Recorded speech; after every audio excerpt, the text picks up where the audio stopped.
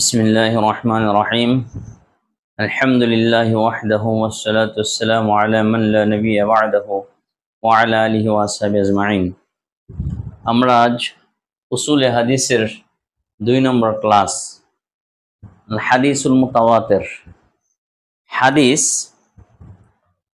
আর ওহী গায়রে মাতলু।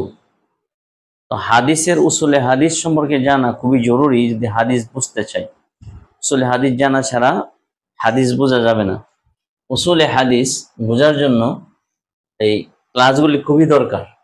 তো আমরা আকসামুল হাদিস হাসবা আদাদিস সনদ আও বিইতিবারি উসুলি ইলাইনা, আমাদের কাছে হাদিস পৌঁছা হিসাবে হাদিসের প্রকারভেদ, অথবা আজ সনদের আদদ হিসাবে হাদিসের প্রকারভেদ।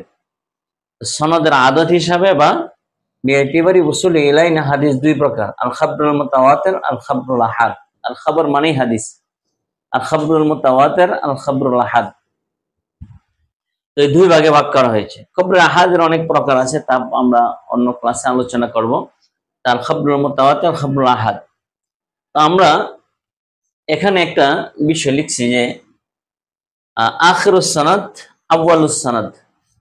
সনদ তো আমরা সবাই জানি, সনদের ধারাবাহিক আলোচনা হবে। সনদ কাকে বলে?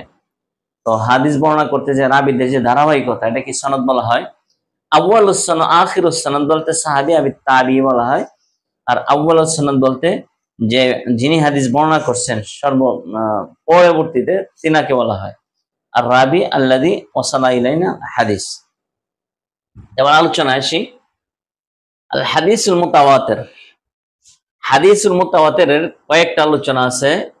শাব্দিক সংজ্ঞা, পারিভাষিক সংজ্ঞা, হুকমুল মুতাওয়াতির, শুরুতুল মুতাওয়াতির, আকসামুল মুতাওয়াতির, তারপরে আছে আর মুসান্নাফাতুল হাদিসুল মুতাওয়াতির। আমরা ধারাবাহিকভাবে হাদিসুল মুতাওয়াতিরের যত আলোচনা আছে সব একসাথে ইনশাআল্লাহ সুন্দরভাবে আলোচনা আমি নিয়ে এসেছি। তো আশা করি এই আলোচনাটা উপকারে আসবে। হাদিসুল মুতাওয়াতির, মুতাওয়াতির হাদিসের সংজ্ঞা থেকে আমরা হাদিসুল মুতাওয়াতির চিনব যে হাদিস মুতাওয়াতির কারে কয়। হাদিসুল মুতাওয়াতির শর্ত আছে, কিভাবে হাদিসে মুতাওয়াতির হতে পারে, তাওয়াতুর কিভাবে হতে পারে। আল মানা লুগাতান, আল মুতাওয়াতির শব্দ হুয়া সিগাতু ইসমি ফাইল মুশতাক মিনাত তাওয়াতুরে মিন বাবি তাফাউল মা'নাহু আত-তাআকুবু আত-তাতাবু, ধারাবাহিকভাবে আসা। আমি ইংরেজি আর বাংলা এভাবে নিয়ে আসছি কারণ একটা শাব্দিক বিশ্লেষণ বিভিন্ন ভাবেই হতে পারে, যে ইংরেজি মিনিং কি, বাংলা মিনিং কি, শব্দটা আরো ফুটে অর্থটা আরো স্পষ্ট হয়। তাহলে আত-তাআকুবু আত-তাতাবু, ধারাবাহিক, কন্টিনিউয়াস, এইরকম শাব্দিক অর্থ হতে পারে। পারিভাষিক সংজ্ঞা, অনেক সংজ্ঞা আছে হাদিসে তাওয়াতুরের। তার মধ্যে তালা ডক্টর মাহমুদ আত-তাহান আত-তাইসিরুল মুস্তালাহ হাদিসের কিতাবে উনি যে সংজ্ঞা পেশ করছেন, আর কালা ইবনে হাজার আসকালানী রাহমাতুল্লাহ আলাইহি সংজ্ঞা দিয়েছেন। দুইটা সংজ্ঞা আমি এখানে উল্লেখ করেছি। তো মা রাওয়াহু আদাদুন কাসীরুন তাহিলুল আদাতু তাওয়াতুহুমা আলাল কিযব, সংক্ষেপ সংখ্যা একবারে জামে, মানে সংজ্ঞাটা ছোট হতে পারে কিন্তু খুবই গুরুত্বপূর্ণ একটা সংজ্ঞা। মা রাওয়াহু আদাদুন কাসীরুন, যে হাদিস বর্ণনা করবে অসংখ্য রাবী, তাহিলুল আদাতু তাওয়াতুহুমা আলাল কিযব, যে রাবীদের অসংখ্য এবং তাদের আদালত আর জব্তের কারণে আদত তাদেরকে মিথ্যার উপরে ঐক্য হওয়াকে অসম্ভব মনে করে, এমন হাদিসকে হাদিসে মুতাওয়াতির বলা হয়। তো সংজ্ঞার বিস্তারিত আলোচনা সামনে হবে ইনশাআল্লাহ। মা রাওয়াহু আদাদুন কাসীরুন তাহিলুল আদাতু তাওয়াতুহুমা আলাল কিযব। ইবনে হাজার আসকালানী রাহমাতুল্লাহ আলাইহি বলেন, আন ইয়াকুনা লাহু তুরুকুন বিল আদাদিন মুআইনিন, হাদিস যদি রাবীদের সংখ্যা অসংখ্য হয় এবং আদাদিন মুআইনিন, নির্দিষ্ট না অনির্দিষ্ট সংখ্যক হয়, ফাহুয়াল মুতাওয়াতির, সেই হাদিসকে কি বলা হবে? হাদিসে মুতাওয়াতির। মানে রাবীদের সংখ্যা অসংখ্য, নির্দিষ্ট না, গণনা করা যাচ্ছে না, এমন একটা হাদিসকে হাদিসে মুতাওয়াতির বলা হবে। হাদিসে মুতাওয়াতির বাস্তবে আছে কিনা, কতগুলো আছে হাদিসে মুতাওয়াতির, হাদিসগুলো কি কি? একটা উদাহরণ এখানে আসছে। হাদিসে মুতাওয়াতির বাস্তবে আছে, তবে সেটা ব্যাপক না। কিছু হাদিস হলো হাদিসে মুতাওয়াতির। তার মধ্যে মান কাযিবা আলাইহি মুতাআম্মিদান ফালাতাবাওয়া মাকআদাহু মিনান নার, এই হাদিসটা হাদিসে মুতাওয়াতির উলামা কেন বলেছেন। অথবা ইন্নামাল আমালু বিন্নিয়াত, এই হাদিসটাও হাদিসে মুতাওয়াতির। আমি একটা হাদিস এখানে উল্লেখ করছি মিসাল হিসেবে। হুকমুত তাওয়াতুর, তাওয়াতুর হাদিসের হুকুম কি? ইখতালাফাল উলামা ফি হুকমি তাওয়াতুর ওয়ালাকিন ইনদাল জামহুর, তাওয়াতুরের হুকুম নিয়ে উলামায়ে কেরাম বিভিন্ন মতভেদ, বিভিন্ন মত পেশ করছেন। এক একজনের কাছে এক এক রকম মত। তবে জমহুরের কাছে মত হলো জান্নাহু ইউফিদু ইলমাল ইয়াকিন, ইলমুত তাওয়ানিনা বা ইলমুজ জান্নি এরকম না, ইলমুল ইয়াকিন ফায়দা হবে। হাদিসে তাওয়াতুর মধ্যে ইলমুল ইয়াকিন নিশ্চিত, গবেষণা করে সেটা বিশ্বাস করতে হবে এরকম না। ইলমে ইয়াকিন, ইলমে ইয়াকিন যেমন ইলম দুই প্রকার, ইলমে বদি আর ইলমে নজরি। নজরি মানে গবেষণা চিন্তা ভাবনা করে বিশ্বাস করতে, এরকম না একবারে দেখার মতো যে আমি চোখে দেখছি এমন, একবারে ইলমে ইয়াকিনের ফায়দা দেয়। 2 নম্বর হলো ইউকাফিরু জাহিদুহু, যদি হাদিসে মুতাওয়াতিরকে অস্বীকার করে তাহলে তাকে কাফের বলা হবে। 3 নম্বর ইয়াজিবুল আমল বিহি, তার উপরে আমল করা ওয়াজিব।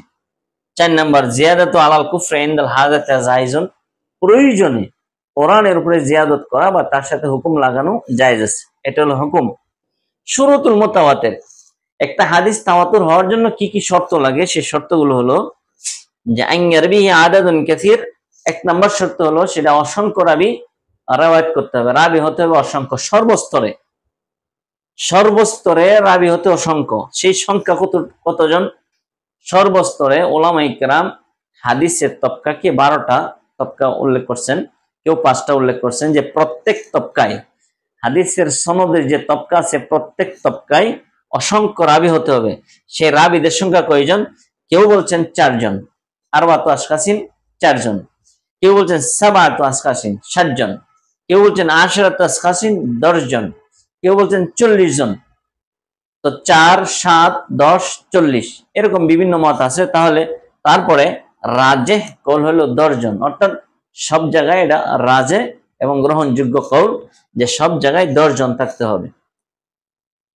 2 নম্বর শর্ত আইয়ুজাদা হাযিল কাসরাতু ফি জামি তাবকাতিস সানাদ, এই আধিক্যটা, এই 10 জন, সর্বনিম্ন 10 জন সনদের প্রত্যেকটা তবকায় থাকতে হবে।